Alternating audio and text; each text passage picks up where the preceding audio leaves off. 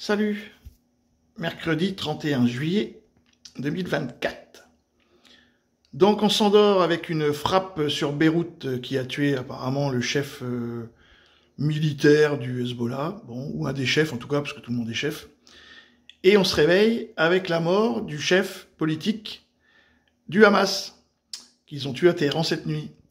Donc en fait, c'est le seul pays qui a le droit de tuer des gens à peu près partout sur la planète. Ils ont le droit. Ah, c'est le peuple élu, hein, donc faut faire attention quand même.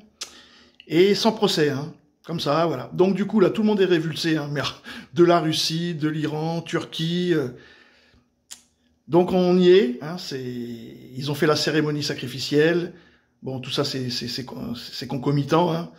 D'ailleurs, on n'entend plus parler de Biden, hein, vous avez vu. Moi, je cherche, je ne trouve pas rien sur Biden. Je ne sais pas s'il a envie.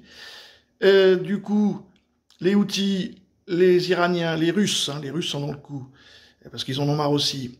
Tous les proxys, la Turquie et tout ça, ils vont finir par s'allier, hein. Bon, le Hamas, évidemment, le Hezbollah et tout.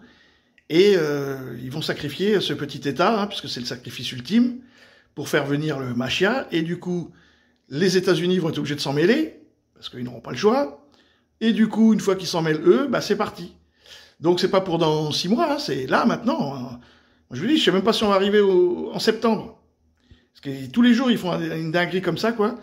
Donc bon, bah, à part se préparer, voyez, hein, continuons à retirer de l'argent, à acheter des choses, hein, parce que c'est parti, quoi. Hein, c'est comme il disait Hollande, le changement, c'est maintenant.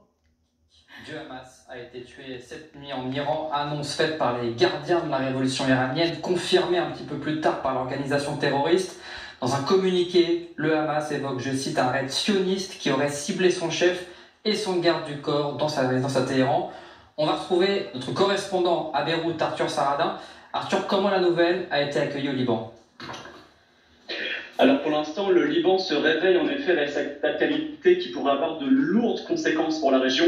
On sait en effet que le chef du Hamas, en tout cas du bureau politique du Hamas, a été tué en Iran, à Téhéran, pendant l'investiture du nouveau président iranien. Des communiqués ont été diffusés de la part des alliés, le Hezbollah au Liban, ses alliés en Irak, les Houthis au Yémen. Tous condamnent pour l'instant cet assassinat ciblé, mais ne donnent pas plus d'informations sur les conséquences. On est certain que toutes ces parties de ce qui se nomme l'axe de la résistance sont en train de discuter pour savoir quelles seront leurs réactions, et c'est évidemment ce qui inquiète les observateurs régionaux. Est-ce que l'Iran, qui a été frappé dans sa capitale, va riposter, et est-ce que ses alliés, les Houthis, le Hezbollah et ses proxys dans la région vont décider de mener des attaques de représailles contre Israël après une attaque extrêmement symbolique aux lourdes conséquences pour le Proche-Orient.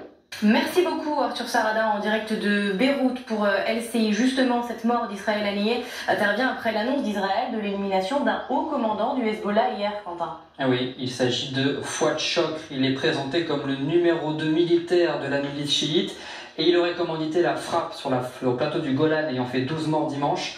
L'État hébreu avait promis de riposter. Selon l'armée israélienne, il a été tué dans un raid aérien ciblant des cibles militaires dans le sud de Beyrouth. Écoutez Daniel Agaré, le porte-parole. Non, on va pas l'écouter, on n'en a rien à branler. Donc on revient à ce que disait Macron, hein, la bête de l'événement est là, et rien ne pourra l'empêcher. On reprend la phrase de Sarkozy, le nouvel ordre mondial va s'imposer, et rien ne pourra l'arrêter.